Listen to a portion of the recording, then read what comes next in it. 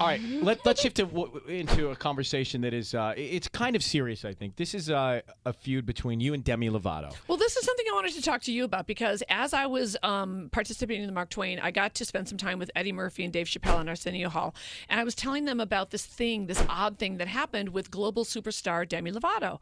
And I made a joke about her on Twitter about a year ago, and her fan base is called the Lovatics. And they're, to say fan army is sort of an understatement. And so I received many death threats and really heinous things and truly bullying. And so there's a difference between being a professional stand-up comic who plays Carnegie Hall and is 54 and has been doing it forever, and then a 23-year-old super popular singer. And in my humble opinion, it appears as if she's kind of inflaming her base. And so I actually brought you some of the things that they've sent because the LAPD got involved and the FBI. Wow. And then for the Video Music Awards, I kind of started up again, and I did make one joke about her as I was making jokes about Miley and, you can just scroll through, and Kanye and Kim. I made jokes about everybody. As you know, I'm an equal opportunity offender. That I'm very aware of. I've lived it for years. This is the first time that I know of that a comedian of my stature has actually been confronted this way via social media by the artist herself, knowing she's got 30 million Lovatics. So you made a joke and Demi responded. Yes. And you correct. think that made everything more inflammatory? That's different. That's really different. Like, for example, if I was going to go for Justin Bieber, a couple of believers might get mad at me, but Justin Bieber himself doesn't then sort of add to the party. Does he respond at all? No. What does he care? He's like you. What does he care? Right. He doesn't care. So you can just read some of them because I actually took photos of them for you. Go kill yourself. Demi's better than you.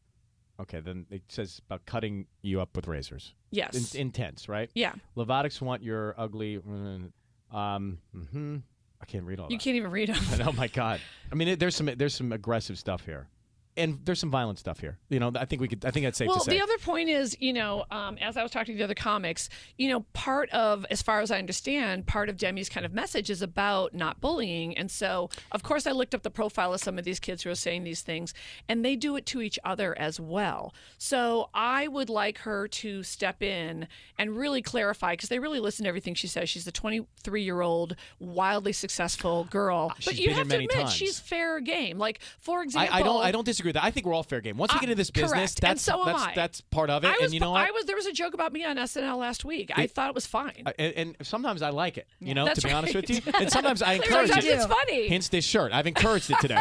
But what would you like to see come out of this? I guess is the question, because I know her. I like her. I don't think she's an evil person.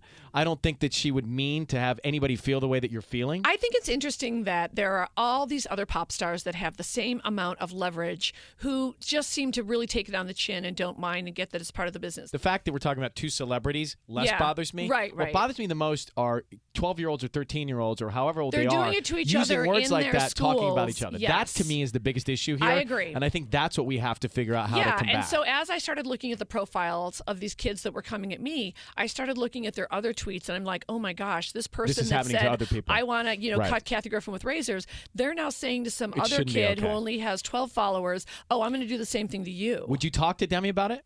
Sure. Okay. Sure.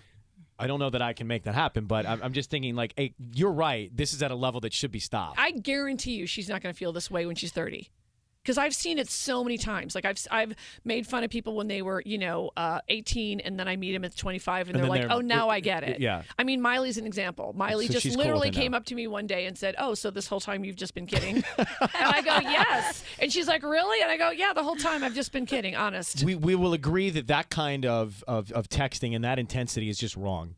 It's really scary. And I actually, I'm not a mom, so I didn't know that it was out there and that these kids are doing that to each other in small town everywhere. Yeah. This album let's is rock like, out and have a little fun. That's what this album is. I don't want to be It's so like, serious. I'm no longer serious. Right? I want to have a little fun. I'm done with the sob stories and, and the we're tales. rocking Like, out. new chapter, new life, new album, new single. This is a completely new Demi.